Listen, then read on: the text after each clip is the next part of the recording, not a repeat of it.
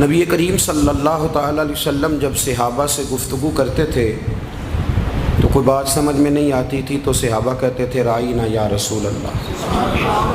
اس کا معنی یہ تھا کہ یا رسول اللہ ہماری رعایت کر دیں، سمجھ نہیں آئی، سمجھ نہیں سکے، دوبارہ ارشاد فرما دیں۔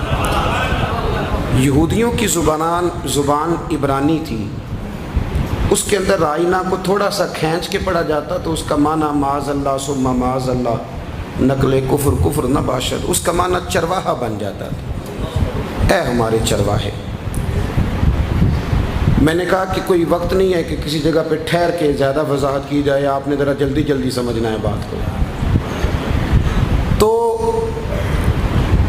یہودیوں نے کیا کرنا شروع کیا کہ انہوں نے رائینا کھینچ کے پڑھنا شروع کیا، تو منافقین نہ اس لفظ کے پیچھے چھپ کے، اس جملے کے پیچھے چھپ کے نبی کریم علیہ السلام کی معاذ اللہ بے ادبی کرنے لگے۔ صحابہ تو اچھی نیت سے کہتے تھے، وہ ذرا کھینچ کے کہتے تھے اے ہمارے چرواہے۔ ایک صحابی تھے، وہ ان کی زبان جانتے تھے، وہ نبی کریم علیہ السلام کی خدمت میں آئے تو آ کے عرض کی یا رسول اللہ میں ان کی گردنیں مار دوں گا۔ حضور نے فرمایا کیا ہوا؟ حضور یہ آپ کو معاذ اللہ چرواہا کہہ کے پکارتے ہیں اور لفظ کھینچ کے بیان کرتے ہیں۔ تو صحابی نے تو ابھی بات کی تھی، رب کریم نے قرآن مجید نازل کر دیا۔ آپ نے بڑی باریکی کے ساتھ بڑی توجہ سے میری بات کو سمجھنا ہے۔ صحابہ جب رائینا کہتے تھے ان کی نیت اچھی تھی کہ نہیں؟ ہاں نہ کیوں نہیں کرتے آپ؟ سارے کریں نا جی۔ وہ تو برے نام اس لفظ کو بری جگہ استعمال نہیں نہ کرتے تھے، بالکل اچھی نیت تھی، صاف ستھری تھی۔ منافقین کی نیت بری تھی رائینا کہنے میں، صحابہ کی اچھی تھی۔ اللہ کریم نے کیا فرمایا؟ فرمایا یا ایھا الذین آمنوا، اور یہ پہلا حکم ہے قرآن کا جو اللہ نے اے ایمان والو کہہ کے بیان کیا۔ یہ جو ترتیب توقیفی ہے نا، جس حساب سے قرآن مجید اب ہمارے پاس موجود ہے، اس میں یا ایھا الذین آمنوا کہہ کے رب نے جو پہلا حکم دیا ہے وہ نبی پاک کی تعظیم کا دیا ہے۔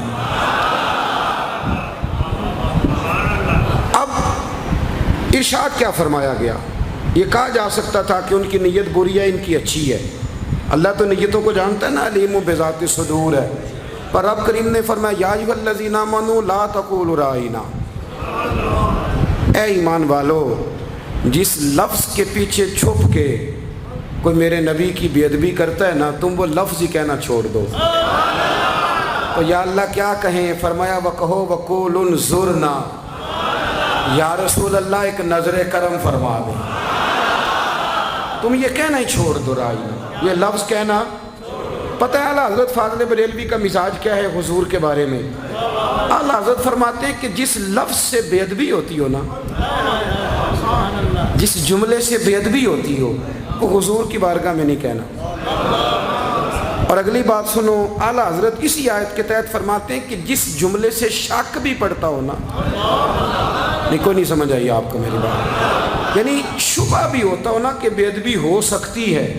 نبی کریم نے بکریاں چرائی ہیں اور حضور کو چرواہا کہنا جائز نہیں۔ اور قاضی اعجاز مالکی رحمۃ اللہ علیہ فرماتے ہیں کہ یہ تو کہا جا سکتا ہے کہ مدینے کی پاک مٹی حضور کے قدم چوم رہی تھی، کپڑوں کو لگ گئی تھی، پر یہ نہیں کہہ سکتے کہ نبی پاک کے کپڑے میلے ہیں۔ آپ سمجھے بات کو؟ بڑا ادب والا جملہ، ادب والا اعلیٰ حضرت نے ساری زندگی لفظ کملی والا نہیں کہا۔ کہنے لگے یہ حروف کے ترتیب کے لحاظ سے لفظ وزنی نہیں، میں نبی پاک کے لیے وہ والے لفظ ادا کروں گا جو وزن کے اعتبار سے بھی صحیح سادی کرتے ہیں۔ آپ نے ایک جگہ بیٹھے تھے تو یہ میں کیوں بات کر رہا ہوں کہ آپ نے نا عنوان تاجدار ختم نبوت بھی رکھا ہے۔ جب ہم گنجائش دیتے ہیں نا غیروں کو، جب کسی نے کہہ دیا نا کہ نبی پاک صلی اللہ علیہ وسلم ہماری طرح بشر ہیں، 2 ہاتھ ہیں 2 پیر ہیں، تو پھر کافر کہنے لگے کہ جن کے 2 ہاتھ 2 پیر ہوتے ہیں ان کے تو معاذ اللہ کارٹون بن سکتے ہیں۔ آپ کے وزیر اعظم کا کارٹون بنتا ہے کہ نہیں؟ صدر کا، اپوزیشن لیڈر کا، عام انسان ہے تو کارٹون بنیں گے تو کیا حرج ہے؟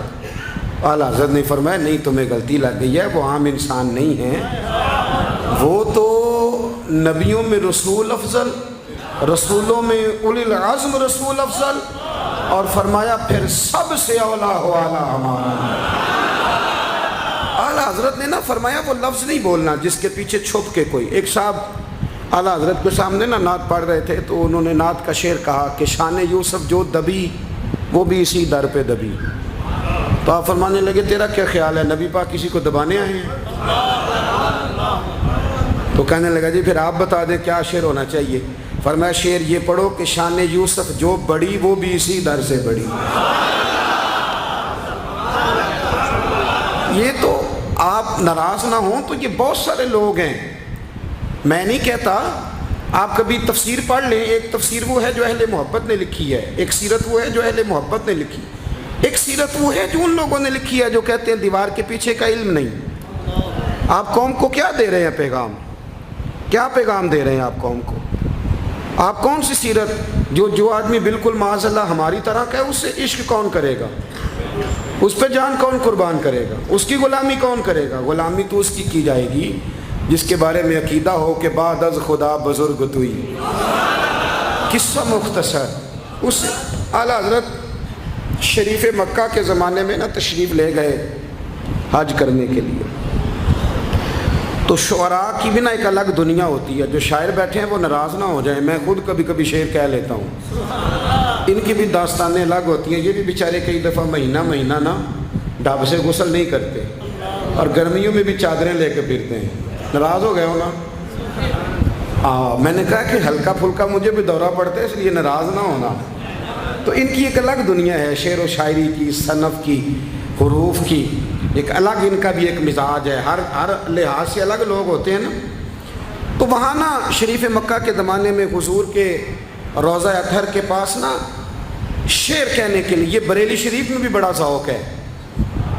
ایک تو عام شعراء ہے نا جن کی میں نے بات کی, جو نعت کہنے والے شاعر ہیں وہ تو اکثر علماء ہیں, ان کا یہ سٹیٹس نہیں. بریلی شریف میں نا 23 صفر کو یا 24 صفر کو صبح ایک مصرع دیا جاتا ہے. اس مصرے پر شعر کہنے ہوتے ہیں اور مصرع اکثر اعلیٰ حضرت کا ہوتا ہے. یعنی ایک مصرع ایک دفعہ میں موجود تھا تو ایک مصرع دیا گیا تھا کہ میں مجرم ہوں آقا مجھے ساتھ لے لو. تو اس پر پھر سب شعراء نے کلام کہے. اب میں ادھر جانا نہیں چاہتا, وقت زیادہ لگ جائے گا, تو ادھر ہی رہنا چاہتا ہوں. تو شریف مکہ کے زمانے میں نا اعلیٰ حضرت رحمۃ اللہ تعالیٰ علیہ گئے ہوئے تھے مدینہ منورہ, تو وہاں شعر کہے جا رہے تھے. تو طریقہ یہ تھا کہ پہلے شعر کہے جاتے تھے عربی میں, پھر فارسی میں, پھر اردو میں. مختلف شعراء آتے تھے اور ترکی کا جو اس دور کا حکمران تھا وہ خود بیچ میں بیٹھتا تھا. جو شعر اچھا لگتا اس پہ انعام بھی دیتا تھا. تو اردو شعراء کی جب باری آئی تو نبی کریم علیہ السلام کے روضہ اطہر کے سامنے نا 2 کھجوروں کے درخت تھے. کھجوروں کے 2 درخت تھے. تو اب شعر کہنا ہے. اس نے کہا جی یہ اس کو ذرا نا شاعری کی صنف میں بیان کرو, تخیل بیان کرو. تو بہت سارے شعراء نے شعر کہے. تو جو شعر سب سے زیادہ پسند کیا گیا وہ شعر یہ تھا کہ یوں ہے درخت حضرت والا کے سامنے کہ مجنو کھڑا ہے خیمہ لیلا کے سامنے. یہ شعر کہے گئے. 2 پرانی تصویریں دیکھیں گے تو آپ کو مل جائیں گے 2 کھجور کے درخت گنبد کے سامنے. تو وہ بہت بڑا شاعر تھا, اس کو انعام دیا گیا. تو اعلیٰ حضرت چپ کر کے بیٹھے تھے پیچھے. جڑے محرم راز حقیقت دے اور راز حقیقت کھول دے نہیں. اے جنہ ویکھیا نہیں او کرن گلاں, جنہ ویکھ لیا او تے بول دے. ایک بندے نے نا اعلیٰ حضرت کو چھیڑ کے کہا کہ آپ نے نہ ہاں کی نہ کی. فرمانے لگے شعر ہی کوئی نہیں تو ہاں نہ کیا کریں. یہ تو بات ہے کرنے والی. اب شاعر کو آپ شعر کو غلط کہنے اسے تکلیف ہوتی ہے.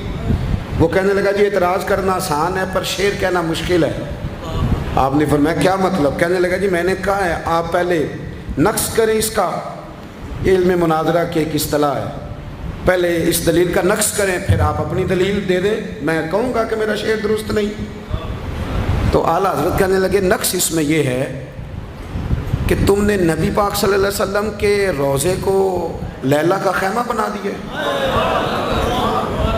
لیلا کا خیمہ اس کی کیا اوقات ہے حضور کے گنبد کے سامنے؟ اور فرمایا مجنو کی کیا حیثیت ہے حضور کے عاشقوں کے سامنے؟ یہ کوئی تشبیہ ہے دینے والی؟ یہ تو نے کیا تشبیہ؟ کہنے لگا جی پھر آپ بتائیں. تو فرمانے لگے لو شعر ابھی لو نا شعر, وہ رضا کے نیزے کی مار ہے. اور ایک جگہ فرماتے ہیں کل کے رضا ہے خنجر خوخار برق بار، لو شیر کہہ دیجئے قدسی فرشتوں کو کہتے ہیں، قدسی فرشتوں کو کہتے ہیں۔ تو اعلیٰ حضرت فرمانے لگے یوں ہیں درخت حضرت والا کے سامنے، گویا قدسی کھڑے ہیں عرش معلا کے سامنے۔